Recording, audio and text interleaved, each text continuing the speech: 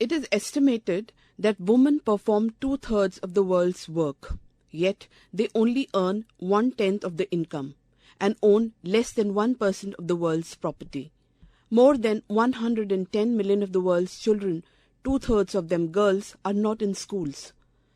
Only 17% of the world's elected government leaders are women. More than 80% of the world's 35 million refugees and displaced people are women and children. Kofi Annan, the ex-Secretary General of the United Nations, said, and I quote, "Gender equality is more than a goal in itself. It is a precondition for meeting the challenges of reducing poverty, promoting sustainable development, and building good governance."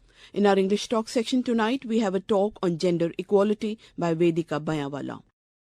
As a small child, I remember my mother once told me that there is a masculine side in every feminine and a feminine side in every male. The idea was that both embodies the feminine and masculine energies in them. She told me that the feminine energy will bring out the sensitive side in me. It will teach how to nurture, to create, while the masculine energy will teach how to be strong, even in adverse situations, to be calm, a provider. At that time, I was too small to understand what it means, but it intrigued me. Much later, I came across the Ardhanarishwara form of Lord Shiv, where he is half man and half woman. I was fascinated and wondered why it is like that, or what does that mean. Then I realized that this form is shown as a fusion of half male and half female forms split down in the center. The right half is depicted as Shiv, which indicates Purush, which symbolizes source of creation, while the left half shows the female form of Parvati, that is Prakriti, which is creation itself. Ardhanarishwar has an intense meaning, symbolizing the quintessential balance between the male and female energies in the universe. The forces are inseparable and complementary to each other, suggesting that they must work together to maintain the equilibrium. In simple language, it means that men and women are made to work together as a team to let this world function properly. And if they do not do so, it will lead to chaos in the universe. So now I understand why both genders play an indispensable role in the universe. Hence, they are both equal and equally powerful. If that would not have been the case, then there would have been only one gender in the world, right? But that is not so. Both are important to let this world function properly. At least that's how the universe has planned it. And only when they are equal, an equilibrium will be maintained in the universe. However, such equality we see only in theories now. Gender inequalities became prominent when men became the bread earners and women found themselves in the role of homemakers. Since men were earning, they made the women believe that they are the providers and the only job of women is to take care of the house and maintain family, and that's it. Hence men became more powerful because women were made to believe that since they cannot earn money, they are not good enough and are meant to be subdued.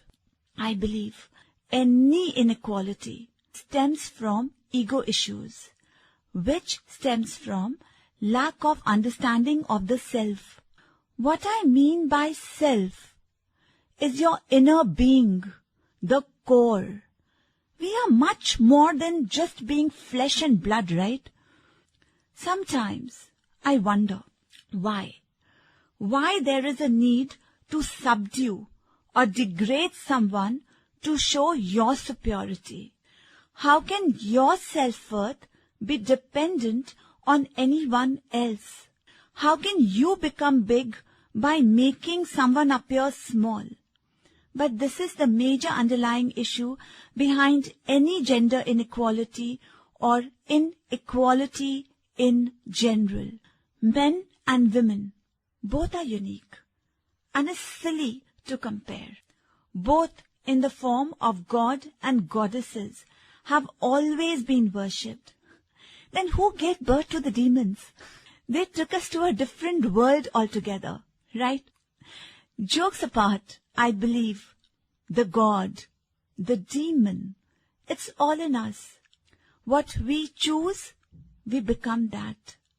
So when we give in to our inner baggages, our insecurities, our fears, our triggers, we get a world of inequality. So we got a world where men forget about gods, but they forgot to be humans first. And a world where women were tortured, suppressed, exploited, and what not. But men alone cannot be blamed for that. Women forgot their self-worth and what they are capable of. They stopped listening to the voice inside them and believed in the noise outside them, which manipulated them in believing in all wrong notions about themselves. So whatever they went through, they felt that it should be passed on to women after women like a legacy. They forgot that they are made to bear children.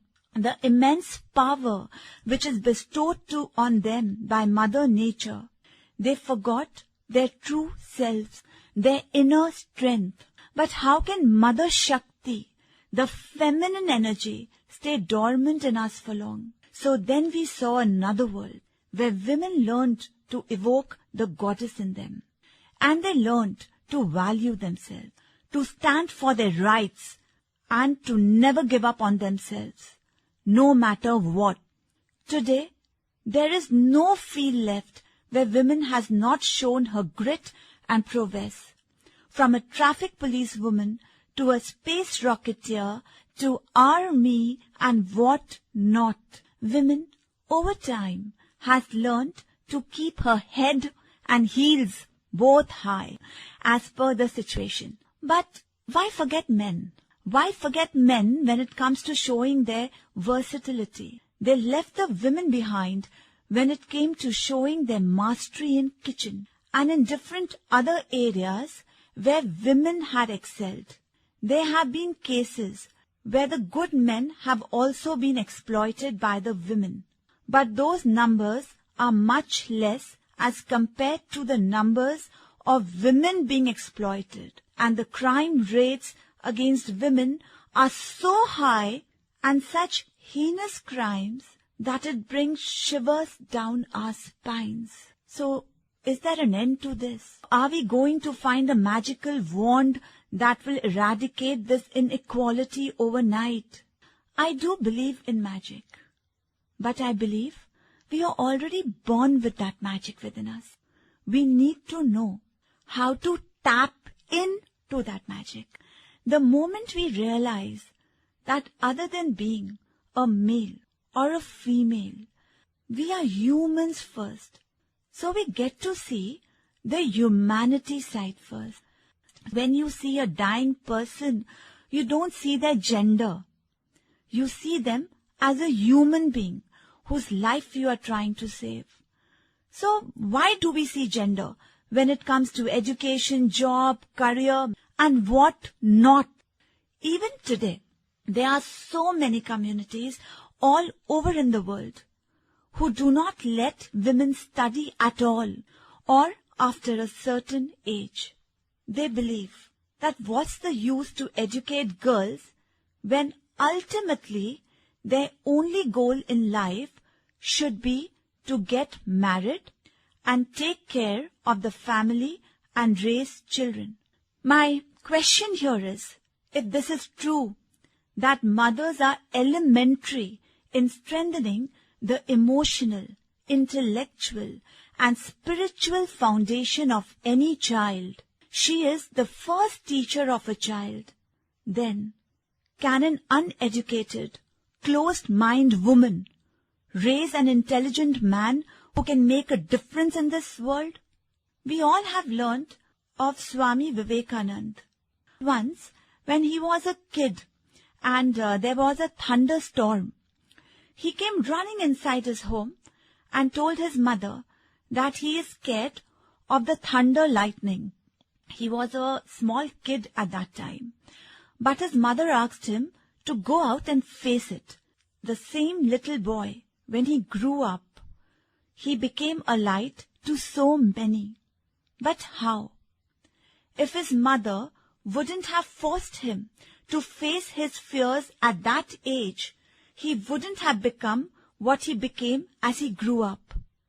Women, just like men, should have equal choice when it comes to education, marriage choices, career, and other life choices, because the truth is that they are both equal. No one is better than the other, and only if they understand this and work together, they can make a better world. Today, we are living in a world where everyone is in a rat race, trying to reach the top by pushing others down, wronging them, and even when they reach the top, they do not know what to do there, cause by that time they have left their human sides behind. Thus they create more nuisance and more barriers between men and women. Why everyone is so obsessed by the titles? Aren't men and women the different sides of the same coin? Right?